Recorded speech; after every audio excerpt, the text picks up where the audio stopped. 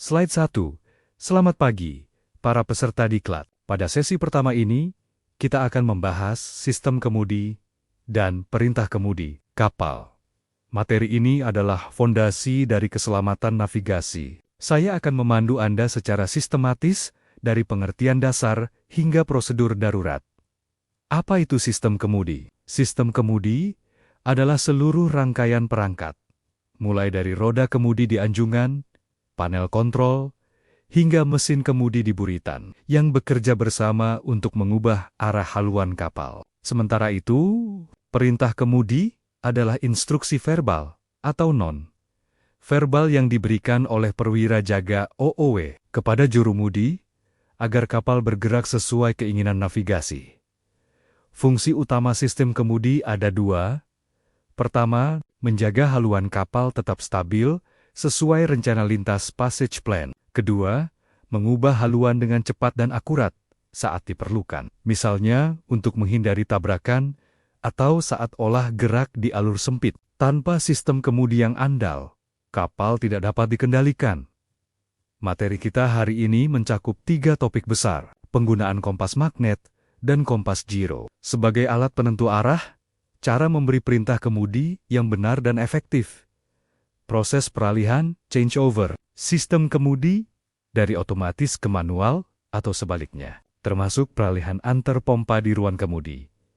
Sebelum membahas lebih lanjut, saya ingin menekankan pentingnya persiapan. Dalam setiap prosedur kelautan, persiapan yang matang menentukan keberhasilan. Untuk sistem kemudi, persiapan dimulai dengan memastikan tidak ada hambatan di area buritan, seperti tali atau sampah yang dapat melilit daun kemudi. Kemudian, periksa tegangan listrik pada panel kontrol, di anjungan, dan di ruang kemudi. Tegangan yang tidak stabil dapat menyebabkan motor kemudi bekerja tidak optimal. Ini adalah langkah awal yang harus dilakukan sebelum kapal berangkat dan setiap kali sistem kemudi akan dioperasikan.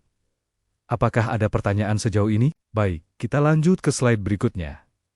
Slide 2. Kompas magnet. Pengertian dan fungsi. Mari kita bahas kompas magnet. Alat ini adalah kompas tertua dan paling dasar di kapal. Kompas magnet bekerja dengan memanfaatkan medan magnet bumi. Di dalamnya, terdapat jarum magnet yang bebas bergerak dan selalu menunjuk ke arah utara magnet. Namun perlu diingat, utara magnet tidak sama dengan utara sejati, true north. Ada perbedaan yang disebut variasi magnetik, yang nilainya berbeda. Beda tergantung lokasi di permukaan bumi. Fungsi utama kompas magnet di kapal sangat krusial. Pertama, sebagai referensi utama arah haluan magnetis, magnetic heading. Meskipun sekarang banyak kapal menggunakan giro, kompas magnet tetap wajib ada dan berfungsi. Kedua, menjadi penentu arah mata angin ketika sistem elektronik seperti giro, GPS atau ECDIS mengalami kegagalan total. Kompas magnet tidak bergantung pada listrik, sehingga sangat andal dalam keadaan darurat. Ketiga, sebagai alat koreksi untuk memeriksa akurasi kompas giro. Secara rutin, setiap jam jaga, perwira harus membandingkan haluan giro dengan haluan magnet yang sudah dikoreksi deviasi dan variasinya. Jika selisihnya melebihi toleransi biasanya 2 derajat, maka giro perlu dikalibrasi. Sekarang, bagaimana penerapan kompas magnet di kapal? Persiapan. Pastikan tidak ada benda besi atau peralatan elektronik besar di dekat kompas. Alat seperti radio, speaker, atau bahkan jam dinding yang mengandung logam dapat menimbulkan deviasi penyimpangan yang tidak tetap. Pemeriksaan awal, buka penutup kompas jika ada, dan periksa cairan di dalamnya. Kompas magnet biasanya diisi dengan cairan alkohol atau minyak mineral untuk meredam getaran. Jika ada gelembung udara, ini menandakan kebocoran dan harus segera diperbaiki karena gelembung akan mengganggu ketelitian. Selanjutnya, catat deviasi kompas pada tabel deviasi yang tersedia. Tabel ini dibuat saat kapal dikalibrasi swinging ship dan harus diperbarui secara berkala. Setiap perubahan muatan besar atau pemasangan peralatan baru dapat mengubah deviasi dalam kegiatan jaga. Kompas magnet selalu digunakan sebagai pembanding. Saat melakukan pengecekan silang, kita mencatat haluan giro dan haluan magnet, lalu menerapkan koreksi deviasi dan variasi untuk mendapatkan nilai yang dibandingkan. Kebiasaan ini harus dilakukan disiplin setiap jam. Ada pertanyaan? Mari kita lanjut ke kompas giro. Slide 3. Kompas giro. Pengertian dan fungsi. Sekarang kita bahas kompas giro. Ini adalah alat navigasi modern yang sangat akurat. Kompas giro tidak menggunakan medan magnet, melainkan prinsip giroskop. Giroskop adalah roda yang berputar sangat cepat, bisa mencapai 20.000 hingga 20.000 hingga 30.000 ehpmi dan memiliki sifat mempertahankan sumbu putarnya terhadap ruang, angkasa gyroscopic inertia. Dengan mekanisme kontrol dan pendam damping, giroskop ini diarahkan untuk selalu menunjuk ke utara sejati, true north, yaitu titik kutub utara geografis bumi.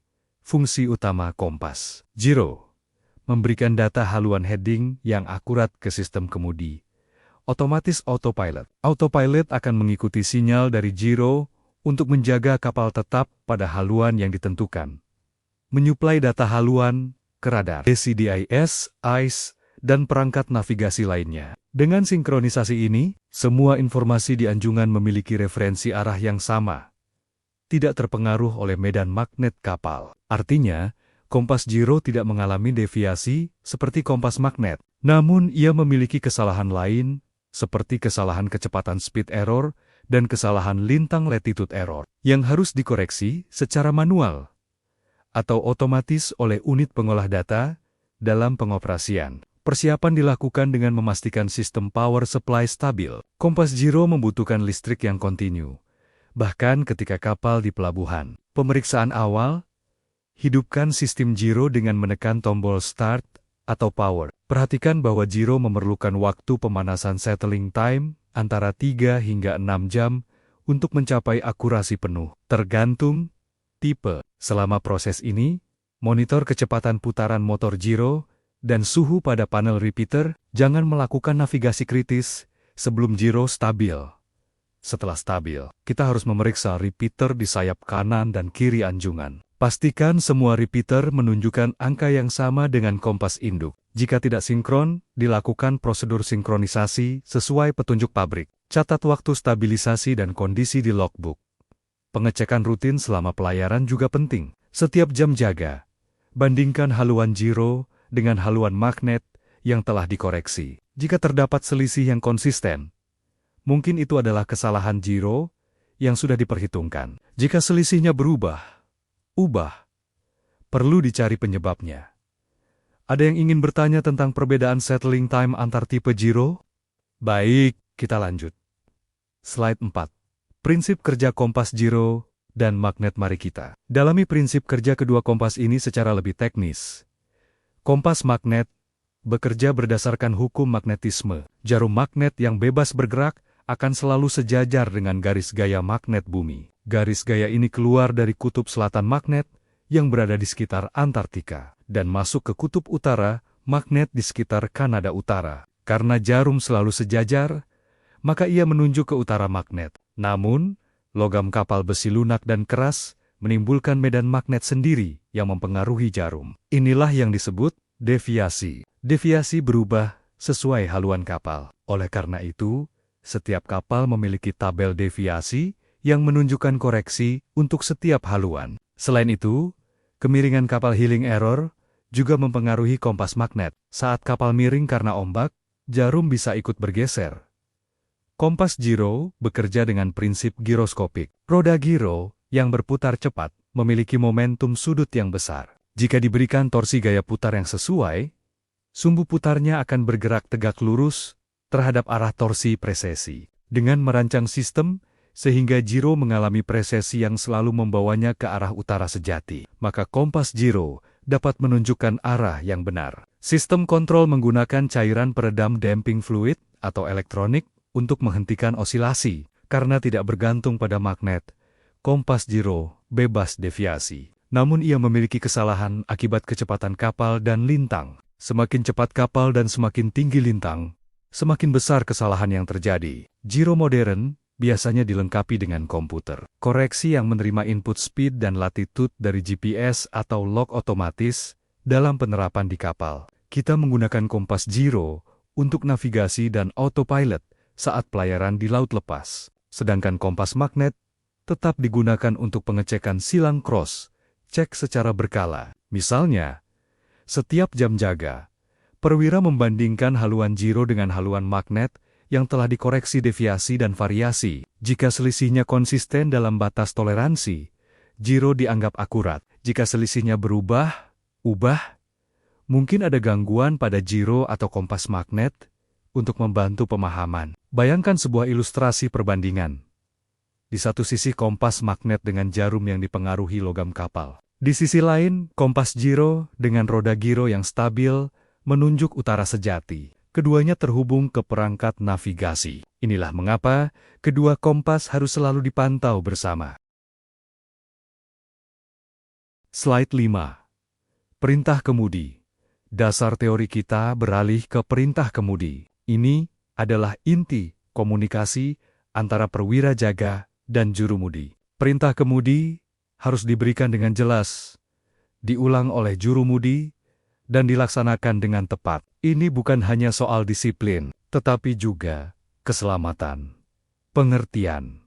Perintah kemudi adalah instruksi yang diberikan oleh OOW, Officer of the Watch, kepada helmsman untuk mengubah sudut kemudi atau mempertahankan haluan. Fungsi utamanya menerjemahkan instruksi navigasi menjadi gerakan fisik kemudi. Jenis perintah dibagi menjadi 3 kategori. Perintah membelok. Ini adalah perintah untuk memutar kemudi ke arah dan besar sudut tertentu. Contoh, midships. Kembalikan kemudi ke posisi lurus 0 derajat. Port 5. Kemudi kiri 5 derajat. Starboard 10. Kemudi kanan 10 derajat. Hard A. Port. Kemudi kiri penuh biasanya 35 derajat. Tergantung kapal. Hard A. Starboard kemudi kanan penuh. Perintah membelok harus menyebutkan arah port atau starboard dan besar sudut. Jika tidak penuh, perintah membetulkan haluan. Perintah untuk mempertahankan atau mengarahkan kapal ke haluan tertentu. Steady as she goes. Pertahankan haluan yang sedang berjalan. Steady on course 090. Pertahankan haluan 090. Dera hot. Nothing to the left right. Jangan biarkan haluan bergerak ke kiri atau kanan. Perintah ini membutuhkan jurumudi untuk aktif mengoreksi kemudi agar haluan tetap sesuai. Perintah umpan balik. Jurumudi wajib mengulang perintah yang diterima sebelum melaksanakan. Ini untuk memastikan tidak ada kesalahpahaman. Contoh, OOW, Port 10. Helmsman, Port 10. Setelah melaksanakan, helmsman melapor. Will port 10, sir. Jika haluan sudah mendekati target, OOW memberi perintah midships atau steady. Proses ini disebut prosedur ulang, lapor, repeat, back, dan diwajibkan oleh standar STCW. Selain itu, ada istilah will order dan course order. Will order adalah perintah yang langsung mempengaruhi sudut kemudi, sedangkan course order adalah perintah yang menentukan haluan yang harus dijaga. Jurumudi harus mampu membedakan keduanya. Mari kita latih. Jika OOW berkata starboard 15, apa yang dilakukan jurumudi? Jawab.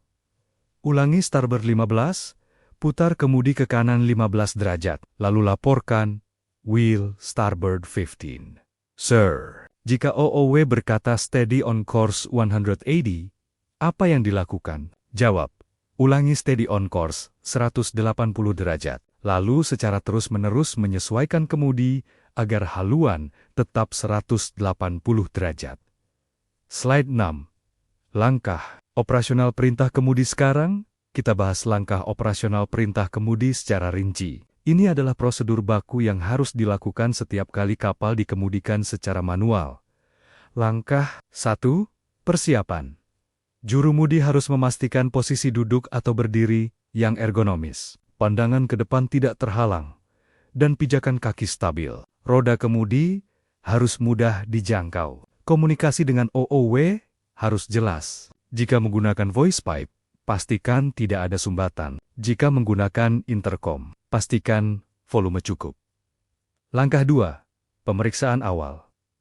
Sebelum menerima perintah, jurumudi mengecek kesesuaian haluan pada kompas giro dan magnet. Ia juga memastikan radar indikator menunjukkan 0 saat kemudi lurus. Jika ada perbedaan, segera laporkan. Selain itu, pastikan mode kemudi sudah diset ke manual, bukan auto atau NFU. Langkah 3. Pengoperasian, menerima dan melaksanakan perintah. OOW memberikan perintah dengan jelas. Jurumudi mengulang perintah secara lantang.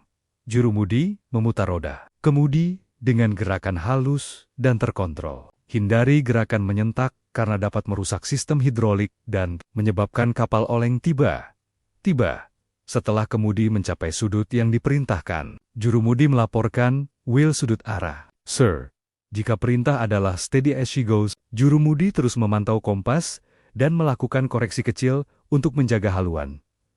Langkah 4. Pemantauan saat berjalan. Jurumudi terus memantau laju putaran kapal, rate of turn, dan haluan. Ia harus segera melapor jika haluan menyimpang di luar batas yang ditentukan, atau jika kemudi terasa berat atau tidak responsif. OOW juga harus memantau dan memberikan perintah koreksi tepat waktu. Langkah 5. Prosedur setelah selesai. Saat pergantian jaga watch change over. Jurumudi yang akan turun jaga melaporkan kondisi kemudi, termasuk mode yang digunakan. Catatan penting misalnya ada alarm sesaat. Dan setiap keanehan yang terjadi, jurumudi yang baru menerima jaga harus melakukan pengecekan singkat untuk memastikan semua indikator normal.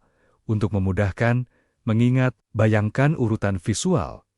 Mualim memberi perintah sambil menunjuk kompas. Jurumudi mengulang. Jurumudi memutar roda kemudi dengan kedua tangan. Jurumudi melihat indikator sudut kemudi dan kompas. Urutan ini harus menjadi kebiasaan. Slide 7. Komponen utama sistem kemudi. Mari kita kenali komponen utama sistem kemudi secara lebih rinci. Sistem kemudi tidak hanya roda kemudi, tetapi terdiri dari beberapa komponen yang bekerja sama. Saya akan sebutkan satu persatu beserta fungsinya. Roda kemudi, steering wheel, terletak di anjungan, digunakan untuk kontrol manual. Ada dua jenis. Follow up roda yang memutar kemudi sesuai putaran, dan non-follow up tombol kiri, kanan untuk hidrolik. Pada kapal modern, sering ditemukan joystick atau trackball, rudder, indicator yang menunjukkan posisi sudut daun kemudi secara real-time. Biasanya berupa dial dengan jarum atau layar digital. Indikator ini wajib ada di anjungan dan di ruang kemudi. Jurumudi harus selalu memantau untuk memastikan kemudi bergerak sesuai perintah. Repeater, kompas pengulang yang menunjukkan haluan kapal, biasanya dipasang di depan jurumudi dan di sayap anjungan. Repeater ini menerima sinyal dari kompas giro induk. Steering gear mesin kemudi terletak di ruang kemudi, steering gear room di buritan. Komponen utamanya adalah pompa hidrolik, biasanya 2 unit, silinder hidrolik, dan mekanisme penggerak daun kemudi. Steering gear mengubah gerakan hidrolik menjadi gerakan mekanis untuk memutar daun kemudi. Autopilot, kemudi otomatis, sistem yang mengontrol kemudi secara otomatis berdasarkan sinyal dari kompas giro. Autopilot memiliki pengaturan gain counter rudder dan parameter lain yang disesuaikan dengan kondisi laut. Selain itu, ada juga kontrol unit di anjungan yang memungkinkan peralihan mode auto atau manual dan pemilihan pompa. Alarm unit memberi peringatan jika terjadi kegagalan, seperti tekanan oli turun atau suhu berlebih. Dalam penerapan di kapal, pemeriksaan fisik harus dilakukan secara rutin di anjungan. Putar roda kemudi ke kiri dan kanan. Pastikan rudder indicator bergerak sesuai. Jika ada jeda yang tidak wajar, kemungkinan ada masalah pada steering gear. Di ruang kemudi, periksa level oli pada tangki. Periksa kebocoran pada pipa dan sambungan. Periksa suhu motor dan pompa dengan termometer inframerah. Lakukan tes komunikasi antara anjungan dan ruang kemudi setiap jaga. Jangan lupa untuk mencatat semua temuan. Bayangkan sebuah penampang kapal. Di bagian atas, anjungan dengan roda kemudi dan panel kontrol. Garis kabel kontrol menuju ruang kemudi di buritan, di mana 2 pompa hidrolik terhubung ke daun kemudi. Ini memberikan gambaran utuh tentang alur kontrol. Slide 8, Proses peralihan changeover, teori topik ini sangat krusial. Proses peralihan atau changeover. Apa yang dimaksud? Changeover adalah pemindahan kontrol kemudi dari satu mode ke mode lain, atau dari satu unit ke unit lain. Tujuannya untuk memastikan kemudi tetap terkendali jika terjadi kegagalan pada sistem yang sedang berjalan. Dalam dunia maritim, ini disebut dengan redundansi. Kapal harus memiliki setidaknya 2 sistem independen. Jenis peralihan ada 3. Auto ke manual, dari kemudi otomatis autopilot ke kemudi tangan follow up atau non-follow up. Biasanya dilakukan saat kapal memasuki alur sempit, perairan padat, atau saat autopilot tidak mampu menjaga haluan dengan baik karena cuaca buruk. Manual ke auto, sebaliknya, dilakukan setelah kapal keluar dari alur sempit dan siap untuk pelayaran panjang dengan autopilot. Unit ke unit, peralihan di ruang kemudi. Dari pompa hidrolik No.1 ke No.2 ini dilakukan untuk keperluan perawatan, atau jika pompa yang sedang berjalan menunjukkan gejala kerusakan sebelum melakukan peralihan. Peralihan, persiapan yang harus dilakukan, informasikan kepada seluruh personil di ruang kemudi dan anjungan bahwa akan dilakukan peralihan. Koordinasi sangat penting. Pastikan kedua sistem auto dan manual, atau pompa 1 dan 2, dalam kondisi siap pakai. Periksa tidak ada alarm, tegangan normal, dan level oli cukup. Jika memungkinkan, lakukan peralihan saat kapal berada di perairan yang aman dan tidak terlalu ramai. Hindari peralihan saat kapal sedang olah gerak kritis, kecuali dalam keadaan darurat. Pemeriksaan awal juga mencakup pengecekan fungsi komunikasi internal, gunakan telepon atau intercom untuk memastikan suara jelas. Jangan pernah melakukan changeover tanpa komunikasi terlebih dahulu. Slide 9. Langkah kerja peralihan dari auto ke manual sekarang, kita praktikkan peralihan dari auto ke manual. Saya akan jabarkan langkah secara berurutan, lengkap dengan komunikasi yang harus dilakukan. Langkah 1. Persiapan oleh jurumudi. Jurumudi menyiapkan tangan pada roda kemudi manual. Jika menggunakan sistem follow up, posisi tangan siap memutar. Jika non-follow up, siap menekan tombol atau tuas. Jurumudi juga memastikan pandangan ke kompas dan radar indikator jelas. Langkah 2. Perintah dari mualim jaga. Mualim jaga OOW memberikan perintah dengan tegas, change over to manual steering. Perintah ini harus diucapkan dengan jelas agar tidak disalahartikan sebagai perintah kemudi biasa. Langkah 3. Eksekusi oleh jurumudi. Jurumudi mengulang perintah change over to manual steering. Kemudian ia menekan tombol manual atau NFU non-follow up pada panel kemudi. Pada beberapa panel, tombol auto akan mati dan tombol manual menyala. Jurumudi harus memastikan lampu indikator berpindah. Langkah 4. Konfirmasi. Setelah peralihan, jurumudi melaporkan manual steering engaged. Sir, laporkan juga jika ada indikasi alarm atau peringatan. Langkah 5. Uji respons. Segera lakukan gerakan kemudi manual, sedikit ke kiri dan ke kanan, misalnya port 5 dan starboard 5. Sambil memantau rudder indicator, pastikan kemudi merespon dengan cepat dan halus. Laporkan hasil uji steering response. Normal, Sir. Pemantauan setelah peralihan, OOW akan terus memantau haluan dan memberikan perintah kemudi manual sesuai kebutuhan. Jurumudi harus tetap waspada dan siap menerima perintah selanjutnya. Penting untuk diingat, peralihan ini harus dilakukan dengan tenang dan tidak terburu-buru. Jika terjadi alarm saat peralihan, segera kembalikan ke mode sebelumnya dan cari penyebabnya. Slide 10. Langkah kerja peralihan dari manual ke auto berikutnya adalah peralihan dari manual ke auto. Prosesnya hampir sama, namun dengan beberapa perbedaan. Langkah 1.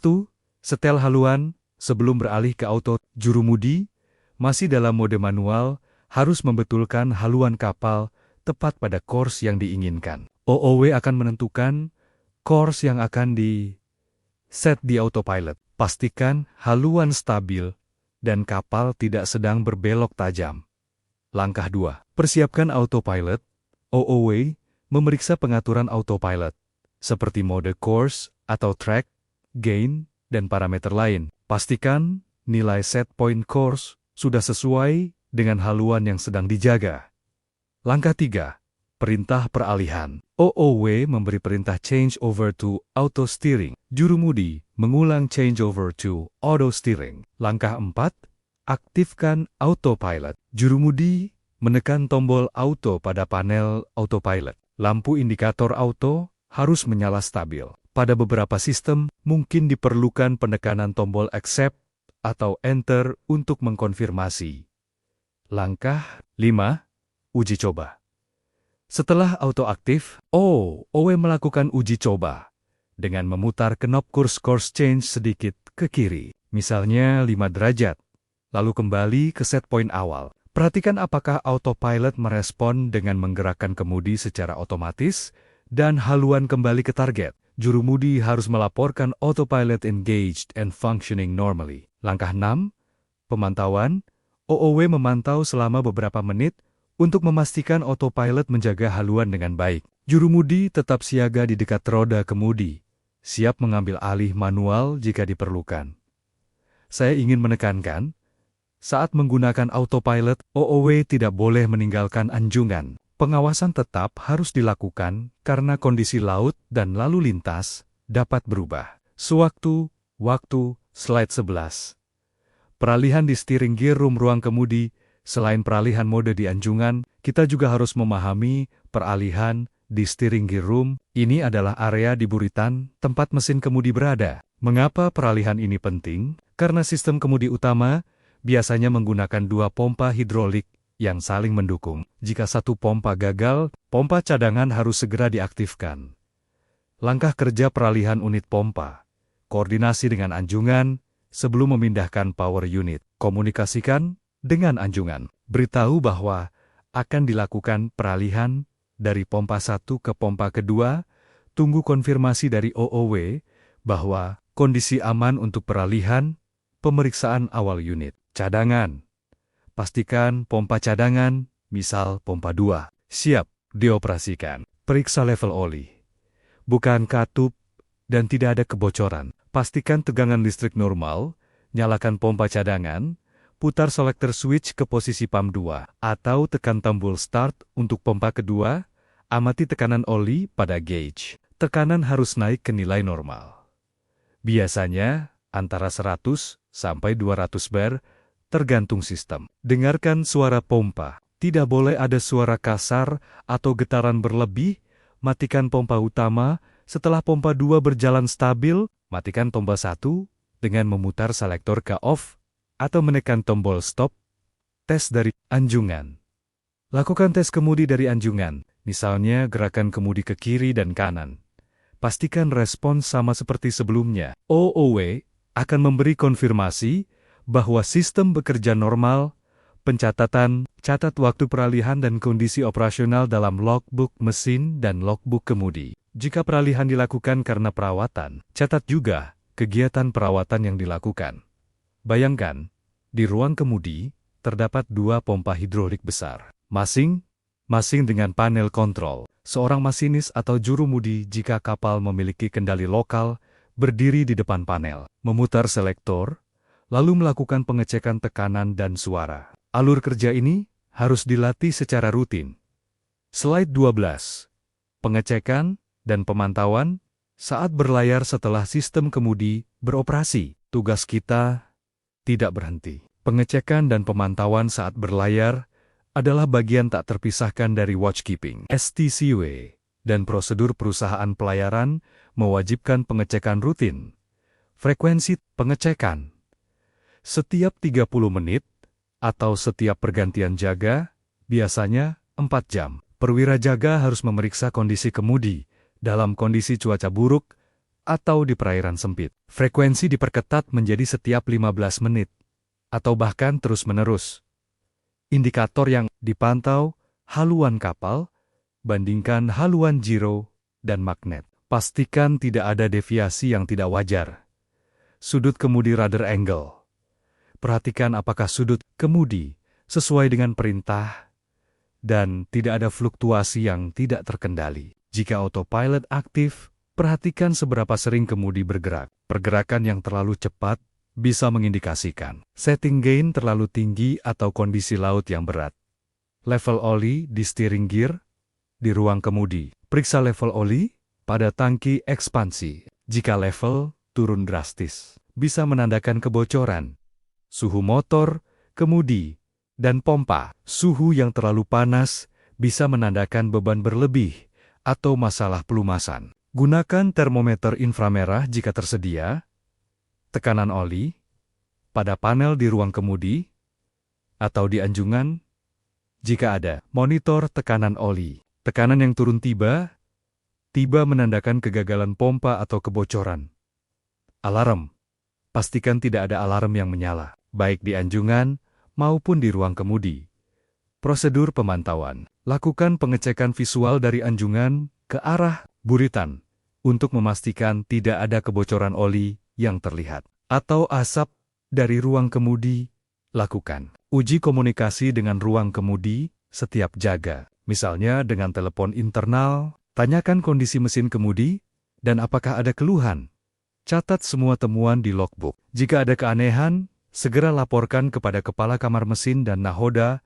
Dalam praktiknya, mu'alim jaga akan berdiri di depan panel kemudi, melihat layar repeater gyro dan radar indicator, lalu sesekali menekan tombol intercom untuk menghubungi ruang kemudi. Semua kegiatan dicatat dalam logbook. Ini adalah disiplin yang harus dijaga. Slide 13. Simulasi prosedur darurat sekarang. Kita bahas situasi yang tidak diinginkan, kehilangan kemudi, steering failure. Ini adalah kondisi darurat yang membutuhkan tindakan cepat dan terkoordinasi. Penyebab bisa beragam. Kebocoran oli besar, besaran kerusakan pompa hidrolik, putusnya hubungan kontrol dari anjungan, atau bahkan kemudi tersangkut benda di laut. Prinsip dasar penanganan, segera ganti mode atau unit changeover jika memungkinkan.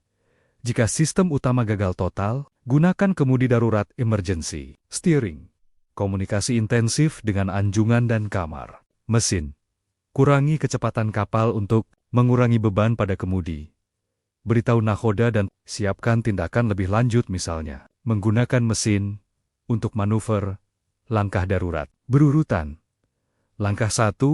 Deteksi dan laporan. Mu'alim jaga melihat alarm steering failure menyala dan kemudi tidak merespon perintah. Jurumudi segera melaporkan. Sir, steering not responding. Langkah 2. Perintah peralihan darurat. Mu'alim jaga langsung menginstruksikan. Change over to manual emergency steering. Jika peralihan ke mode manual masih memungkinkan, lakukan seperti prosedur normal. Jika tidak, lanjut ke langkah darurat. Langkah 3. Aktivasi kemudi darurat. Jika sistem elektrik atau hidrolik gagal, personil di ruang kemudi harus menggerakkan kemudi secara manual. Biasanya ada pompa tangan hand hidrolik atau tuas mekanis. Mereka akan menerima perintah kemudi dari anjungan melalui telepon darurat atau voice pipe. Komunikasi harus jelas. Misalnya, port 10 dari anjungan. Operator di ruang kemudi mengulang dan memompa tuas ke kiri sesuai perintah. Langkah 4. Pengurangan kecepatan. Mu'alim jaga segera memerintahkan kamar mesin untuk mengurangi kecepatan kapal. Misalnya, slow ahead atau stop engine, agar beban pada kemudi berkurang dan manuver lebih mudah. Langkah 5. Panggil nahoda. Segera panggil nahoda ke anjungan. Nahoda akan mengambil alih komando dan menentukan langkah selanjutnya, termasuk apakah perlu menggunakan mesin utama untuk mengendalikan arah kapal. Dengan mengatur putaran baling secara diferensial. Jika kapal memiliki baling kembar. Langkah 6. Evaluasi dan tindak lanjut. Setelah kemudi darurat aktif atau kapal berhasil dikendalikan dengan mesin, evaluasi kerusakan. Jika kemudi darurat berhasil, kapal dapat melanjutkan pelayaran dengan kecepatan rendah menuju tempat perbaikan. Jika tidak, pertimbangkan untuk membuang jangkar atau meminta bantuan tugboat Untuk memudahkan pemahaman, visualisasikan alarm merah menyala. Mu'alim mengangkat telepon darurat. Operator di ruang kemudi memutar tuas pompa darurat. Kapal mengurangi kecepatan, dan nakhoda tiba di anjungan. Urutan ini harus dipahami secara berurutan. Slide 14. Kesimpulan dan praktik baik. Mari kita tarik kesimpulan dari seluruh materi yang telah kita bahas. Sistem kemudi adalah jantung manuver kapal. Tanpa kemudi yang andal, kapal kehilangan kemampuan untuk mengubah arah, yang sangat berbahaya, terutama di perairan sempit atau saat lalu lintas padat. Kompas magnet dan giro adalah mata yang menentukan arah. Keduanya harus selalu dipantau dan dibandingkan untuk memastikan akurasi. Kompas magnet sebagai cadangan, kompas giro sebagai sumber utama untuk sistem otomatis. Perintah kemudi harus jelas, diulang, dan dilaksanakan dengan disiplin. Prosedur ulang, lapor repeat, bukan sekadar formalitas. Tetapi kunci untuk menghindari kesalahan fatal, peralihan sistem changeover, adalah keterampilan vital. Baik peralihan mode di anjungan maupun peralihan unit pompa di ruang kemudi, semuanya harus dikuasai dan dilatih secara rutin. Jangan sampai pertama kali melakukan peralihan adalah saat keadaan darurat. Praktik baik best practice yang harus kita tanamkan. Steering test sebelum kapal berangkat sea trial dan sebelum memasuki alur sempit. Tes ini meliputi gerakan kemudi dari hard port ke hard starboard dan sebaliknya, serta pengecekan waktu respons. Jangan pernah melakukan changeover saat kapal sedang olah gerak di perairan padat tanpa persiapan. Koordinasikan dengan nakhoda dan kamar mesin. Kenali suara dan getaran normal mesin kemudi. Dengan begitu, ketika ada perubahan misalnya suara menjadi kasar atau getaran bertambah, Anda bisa mendeteksi abnormalitas lebih awal. Catat semua kejadian. Logbook adalah dokumen hukum yang penting. Catatan yang baik membantu analisis jika terjadi masalah. Latihan rutin, lakukan simulasi steering failure secara berkala, baik di pelabuhan maupun saat pelayaran dengan koordinasi. Latihan membuat awak kapal siap dan mengurangi kepanikan. Dengan membiasakan prosedur ini, kita tidak hanya mematuhi peraturan, tetapi juga menjaga nyawa, kapal, dan lingkungan laut. Ingat, keselamatan adalah tanggung jawab kita bersama. Sebelum menutup, apakah ada yang ingin ditanyakan tentang poin kesimpulan ini? Slide 15, studi kasus dan kuis untuk menguji pemahaman dan mengaplikasikan semua teori yang sudah dipelajari. Kita akan bahas sebuah studi kasus. Saya akan memberikan skenario, lalu kita diskusikan langkah yang tepat. Skenario, kapal Anda sedang berlayar di Selat Malaka, salah satu alur pelayaran tersibuk di dunia. Cuaca baik, lalu lintas sedang, kapal menggunakan autopilot, dengan pompa kemudi nomor pertama tiba. Alarm steering gear failure berbunyi di anjungan. Jurumudi melaporkan bahwa kemudi tidak merespon perubahan haluan yang diberikan melalui autopilot. Anda adalah mu'alim jaga saat itu. Pertanyaan, apa langkah pertama yang harus Anda lakukan? Apa perintah yang harus diberikan kepada jurumudi? Siapa yang harus dihubungi? Dan dalam urutan apa? Setelah peralihan ke manual, apa yang harus diperiksa? Jika peralihan ke manual juga gagal, apa tindakan selanjutnya? Diskusi jawaban, mari kita bahas satu persatu. Langkah pertama adalah tetap tenang dan segera mengambil alih kendali. Instruksikan jurumudi untuk segera mengubah mode ke manual steering. Ini adalah langkah tercepat untuk mendapatkan kendali langsung. Perintah, change over to manual steering immediately. Jurumudi harus mengulang dan melaksanakan. Hubungi. Pertama, beritahu nakoda melalui intercom atau telepon darurat. Kedua, hubungi kamar mesin engine room untuk menginformasikan adanya kegagalan kemudi dan meminta mereka mempersiapkan pompa cadangan serta bersiaga di ruang kemudi. Setelah peralihan ke manual, lakukan uji respons, gerakan kemudi sedikit ke kiri dan kanan, pastikan radar indicator bergerak. Jika berhasil, perintahkan jurumudi untuk menjaga haluan manual. Kemudian, koordinasikan dengan kamar mesin untuk mengaktifkan pompa cadangan pompa 2. Dan matikan pompa pertama. Lakukan tes lagi. Jika peralihan ke manual juga gagal, maka situasi darurat tingkat tinggi. Segera perintahkan kamar mesin untuk mengurangi kecepatan kapal slow atau stop. Nakoda akan memutuskan apakah perlu menggunakan mesin utama untuk manuver. Jika kapal memiliki baling kembar, atau mempersiapkan jangkar untuk menghentikan kapal jika diperlukan. Aktifkan prosedur emergency steering di ruang kemudi hand, hidrolik, dan komunikasikan perintah kemudi melalui telepon darurat. Siagakan awak di haluan untuk memantau lalu lintas dan bersiap membuang jangkar jika situasi kritis. Pesan penting dalam situasi darurat. Prioritas utama adalah menjaga kendali kapal dan menghindari tabrakan. Prosedur yang terlatih akan meminimalkan risiko. Selalu gunakan daftar periksa checklist yang tersedia di anjungan untuk memastikan tidak ada langkah terlewat. Sekian sesi kita hari ini. Saya harap materi ini bermanfaat. Selamat bertugas dan tetap utamakan keselamatan.